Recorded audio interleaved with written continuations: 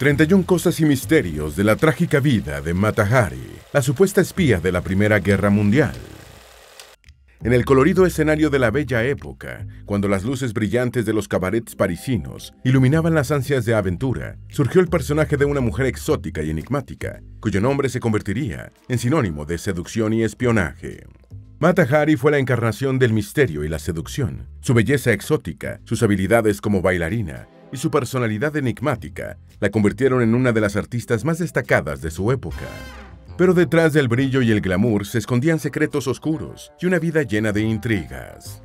Desde su nacimiento en los Países Bajos hasta su ascenso meteórico en la escena artística parisina, en este video veremos los pasos de esta mujer audaz que sedujo a los hombres más poderosos de su tiempo y caminó por el filo de la navaja entre la realidad, el arte y el increíble mundo de la guerra y el espionaje. Antes de meternos a fondo, no te olvides de suscribirte a nuestro canal y activar las notificaciones para mantenerte al día con nuestras actualizaciones.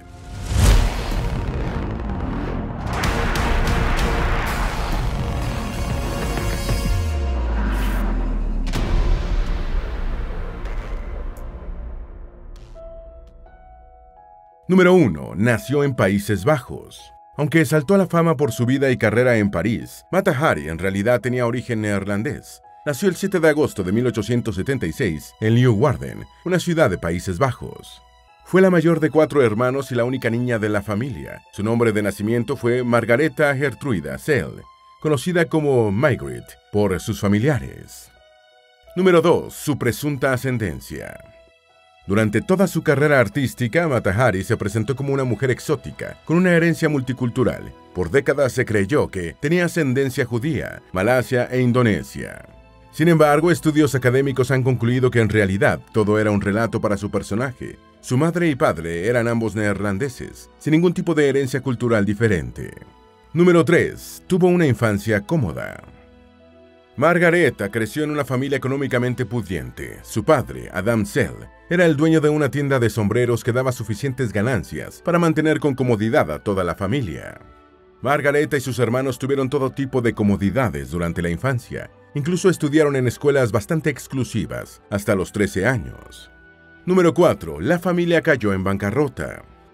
Pero apenas entraron en la adolescencia, la vida familiar dio un giro inesperado. Cayeron en bancarrota en 1889. Sus padres se divorciaron y apenas 2 años después murió su madre, llamada Atje.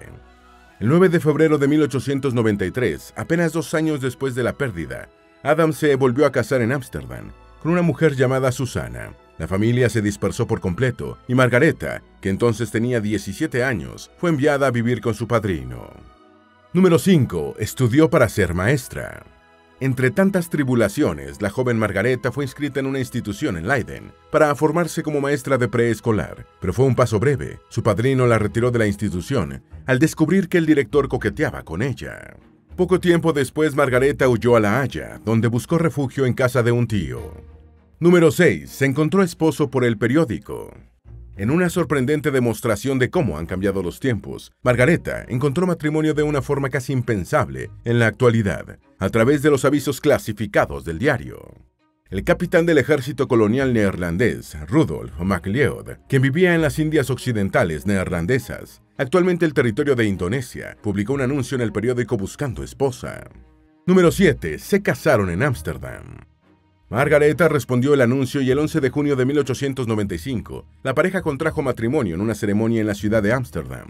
El capitán MacLeod era descendiente de una baronesa y tenía ascendencia escocesa.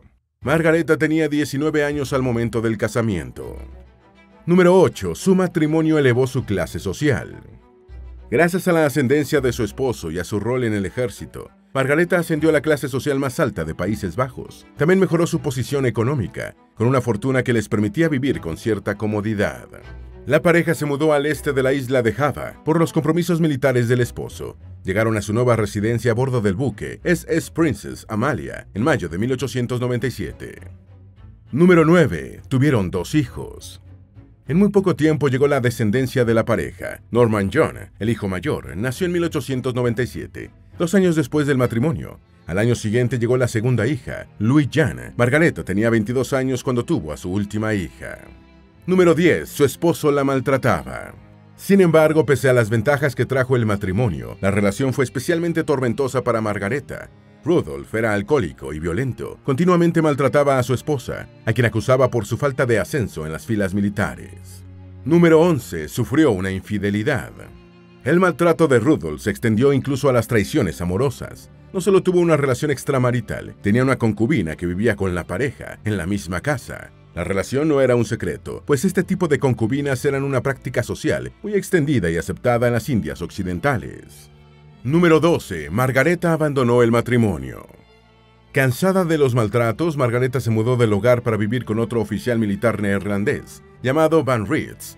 Durante ese periodo estudió la cultura indonesia y se inscribió en una compañía de danza local. Número 13. Asumió el nombre que la haría famosa. El tiempo en la compañía de danza le permitió aprender sobre las tradiciones indonesias y el arte de diferentes bailes típicos de la región. Fue en esta época que asumió el nombre que pasó a la historia, Matahari. Su apodo fue revelado en una carta enviada a sus familiares en Países Bajos en 1897. Número 14. La inspiración del nombre.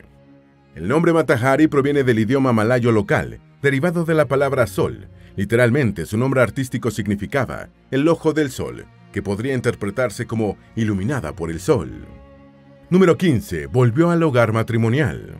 Pese a su breve independencia, Matahari ingresó a vivir con su esposo y sus pequeños hijos, pero el comportamiento no cambió, los maltratos se intensificaron. Entonces buscaba escapar de su difícil entorno a través de sus estudios sobre la cultura local, que pudo mantener pese a las dificultades. Número 16. Perdió a uno de sus hijos. En el año de 1899, los dos hijos de Matahari enfermaron gravemente. Ambos desarrollaron complicaciones por el tratamiento de una sífilis que habían contraído de sus padres. La versión familiar, sin embargo, fue que un sirviente rencoroso envenenó a los niños. Jan, la hija menor, sobrevivió, pero Norman, el primogénito, murió poco después de iniciado el malestar. Número 17. Se separaron oficialmente. Tras la pérdida de su hijo, Rudolf y Matahari regresaron a vivir a Países Bajos y una vez en Europa, se separaron formalmente el 30 de agosto de 1902. El divorcio culminó oficialmente en 1906, 4 años después, y entonces empezó la lucha por la custodia de la única hija sobreviviente. Número 18. Perdió la custodia. En el acuerdo de divorcio se estipuló que Matahari se encargaría de la joven Jan y se decidió que Rudolf tendría que enviar una manutención económica para su hija, pero nunca cumplió su responsabilidad. Poco después, en una visita a su padre, Jan decidió que no quería volver a vivir con su madre. Sin recursos suficientes para apelear esta decisión y defender su custodia, Matahari dejó a su hija bajo la custodia de su abusivo padre. Se consoló pensando que Rudolf había sido un esposo maltratador, pero un padre comprensivo. Número 19. Su hija murió joven. Matahari nunca volvió a vivir con Jan, y su hija murió bastante joven. Tenía solo 21 años cuando falleció, a causa de complicaciones relacionadas con la sífilis. Número 20. Matahari inició su carrera en París. En 1903, con 27 años, una divorciada y libre Matahari se mudó a vivir a París, la capital francesa. Allí inició su carrera en las artes, como jinete de caballos en un circo. Curiosamente, por esos días usaba otro nombre artístico, que no gustó a su familia política, Lady MacLeod. El trabajo no le generaba suficientes ingresos para sobrevivir, así que también se inició como modelo para pintores.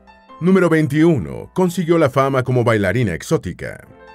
Su suerte cambió rápidamente una vez que asumió todos los aprendizajes de danza indonesia, aprendidos unos años antes. Para 1904, ya era una prominente bailarina exótica, con su propio agente artístico y una personalidad definida. El personaje de Matahari tenía un pasado ficticio. Se presentaba como una bailarina con ascendencia indonesia, exótica y alejada de la herencia europea. De acuerdo con su historia, era una princesa de Java que había sido formada en el arte de la danza sagrada desde su infancia. Su fama terminó de facilitar la pérdida de la custodia de su hija, pues Rudolf usó varias fotografías de Matahari bailando para desprestigiar su capacidad materna y lograr que Legal y finalmente le dieran la custodia de su hija. Número 22. Fue la amante de un famoso millonario. El éxito de Matahari la acercó a diferentes círculos sociales. Por muchos años, mantuvo una relación como amante de Émile Etienne Guimet, un industrialista millonario que fundó uno de los museos en los cuales se presentó la bailarina. Número 23. Tenía un estilo bastante atrevido para la época. Mata Hari destacó entre otras bailarinas exóticas de la época por su sensualidad, muy poco frecuente para entonces.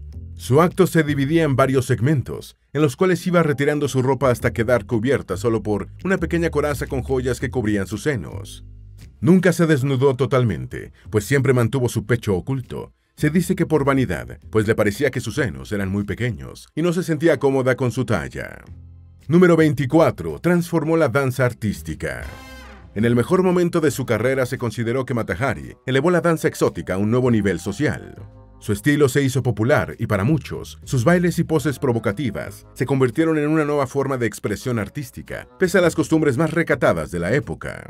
Empezando el siglo XX, surgieron muchas imitadoras de su estilo, y entonces empezó la decadencia. También surgieron cada vez más críticos, quienes la señalaban de ser una exhibicionista sin talento artístico real. Muchas instituciones europeas comenzaron a rechazarla, afirmando que no era una verdadera bailarina. Número 25. Hizo su último show con casi 40 años. La última presentación de Mata Hari ocurrió el 13 de marzo de 1915. Tenía 39 años, ya no tenía el mismo cuerpo de su juventud, pero para entonces ya tenía también una carrera estable como cortesana, reconocida por su sensualidad. Este oficio la acercó a muchos oficiales militares, políticos y personas influyentes de distintos países europeos. Se acercó al poder. Número 26. La guerra cambió todo. El acercamiento de Mata Hari con hombres poderosos e influyentes tomó un rumbo peligroso a medida que se acercaba la Primera Guerra Mundial. Antes era vista como una bohemia libertina, pero en la medida en que crecían las tensiones entre países, muchos empezaron a verla como una peligrosa seductora. Como Países Bajos permaneció neutral durante la guerra, Mata Hari podía viajar con libertad entre los diferentes países europeos. Para evitar campos de batalla y enfrentamientos, se desplazó entre Francia, Países Bajos, Inglaterra y España, pero sus viajes inevitablemente atrajeron la atención de líderes militares. Número 27. Una historia de romance y espionaje. Durante la guerra, Mata Hari sostuvo un fuerte romance con el capitán Vadim Maslov, un ruso de 23 años que combatía con las fuerzas francesas. Pese a la diferencia de edad, pues ella le llevaba casi 2 décadas, Mata Hari decía que Maslov era el verdadero amor de su vida. En el verano de 1916, Maslov recibió un disparo y resultó gravemente herido en el frente occidental durante un enfrentamiento contra fuerzas alemanas. Perdió la visión en el ojo izquierdo. Mata Hari pidió permiso para visitarlo en el hospital donde era atendido, pero como ciudadana de un país neutral, no podía acercarse al frente de batalla.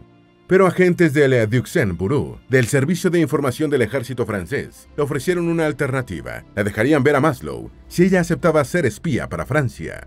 Mata Hari se había presentado varias veces como bailarina ante el príncipe Wilhelm, el hijo mayor del Kaiser alemán Wilhelm II, un general principal en el frente occidental de la guerra. Los agentes franceses creían que Mata Hari podía seducir al príncipe y obtener secretos militares. Número 28. Se dice que espió para ambos bandos. Las instrucciones francesas no tenían mucho sentido. El príncipe Wilhelm en realidad no tenía un rol prioritario en las decisiones militares ni comandaba fuerzas. Sin embargo, Mata Hari siguió las instrucciones francesas. A finales de 1916, Mata Hari viajó hacia España, haciendo primero una parada en Inglaterra, donde fue interrogada por las autoridades británicas, donde se dice que reconoció que trabajaba para los franceses. Después llegó a Madrid, donde sostuvo una reunión con el mayor Arnold Keil, un adjunto militar alemán, a quien le pidió organizar una reunión con el príncipe Wilhelm.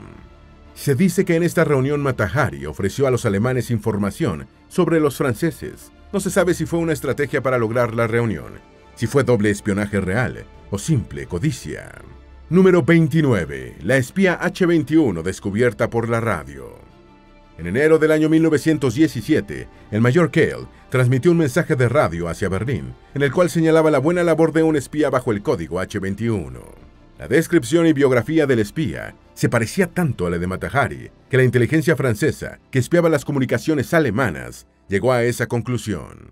Lo curioso es que el mensaje de radio estaba en un código que los alemanes sabían que Francia ya había revelado, lo cual indica que fue un mensaje planificado para provocar el arresto de Mata Hari. Al parecer, el jefe de la inteligencia alemana estaba molesto con que Mata Hari no ofreciera ninguna información valiosa, sino chismes y rumores de la vida parisina de los políticos y militares, que no eran de utilidad para el combate. Número 30. Arrestada, enjuiciada y acusada de traidora. Cuando dudaron de su lealtad, el Ministerio de Guerra de Francia puso a prueba a Mata Hari. Le dejaron obtener los nombres de 6 agentes belgas. 5 eran sospechosos de entregar materiales falsos y trabajar para los alemanes, mientras que el sexto se creía que era un doble agente para Alemania y Francia. 2 semanas después, los alemanes ejecutaron al doble agente. Esto fue una prueba innegable de la comunicación de Mata Hari con los alemanes. El 13 de febrero de 1917, Mata Hari fue arrestada en su cuarto de hotel, en los Campos Elíseos, en París. El 24 de julio de ese mismo año fue enjuiciada, acusada por espionaje y señalada como responsable de las muertes de al menos 50.000 soldados. Sin embargo, pese a las sospechas, ni Inglaterra ni Francia pudieron mostrar evidencias irrefutables de su relación con los alemanes. Durante el juicio, Mata Hari mantuvo siempre su inocencia, afirmando que podía ser una mujer de mala vida, pero jamás una traidora. Número 31. Fue ejecutada. Justo antes del amanecer del 15 de octubre de 1917, Margareta Selle, Mata Hari, fue fusilada por un escuadrón de 12 soldados franceses. Tenía 41 años, de acuerdo con un reportero británico que estuvo presente. Mata Hari rechazó que le vendaran los ojos y lanzó un beso a los soldados de manera desafiante antes de su ejecución. El cuerpo de Mata Hari no fue reclamado por ningún familiar, y como se acostumbraba en la época, se usó para estudios médicos. Su cabeza fue embalsamada y expuesta en el Museo de la Anatomía en París. Pero en el año 2000, algunos archivistas descubrieron que había desaparecido. Se cree que esto pudo ocurrir en 1954, cuando se mudó al Museo de Sede. Su cabeza sigue desaparecida. Mata Hari pasó a la historia como la encarnación de la femme fatale, la mujer seductora, calculadora y manipuladora, que usa su belleza y exuberancia para engañar a los hombres. Pero el destino de Mata Hari estaba sellado desde el momento en que fue acusada. Durante el juicio, su abogado defensor no pudo cuestionar a los testigos. Para muchos no había dudas de su culpabilidad. Era mujer, usaba su belleza sin escrúpulos. Era imposible no condenarla anticipadamente como una espía. En octubre de 2001, el MI5, el Servicio de Contrainteligencia británico, reveló una serie de documentos y una organización pidió a Francia simbólicamente levantar la condena contra Mata Hari. Los documentos demostraron que no había evidencia de su espionaje y se planteaba una duda razonable sobre su culpabilidad. En la actualidad, muchos están convencidos de que Mata Hari no fue más que un chivo expiatorio de las autoridades francesas, en parte castigada por su libertad y sexualidad. Esperamos que este video te haya sido útil. Si tienes algo que agregar, por favor, compártelo con nosotros en la sección de comentarios. Dale me gusta a este video y envíale el enlace a tus familiares y a tus mejores amigos para que también sepan más de las 31 cosas trágicas y misterios de la vida de Mata Hari, la supuesta espía de la Primera Guerra Mundial. Si eres nuevo en nuestro canal, no olvides suscribirte. No se te olvide seguirnos en todas nuestras redes sociales, que van a estar aquí abajo en la descripción. Recuerda, un pueblo que no conoce su historia está condenado a repetirla.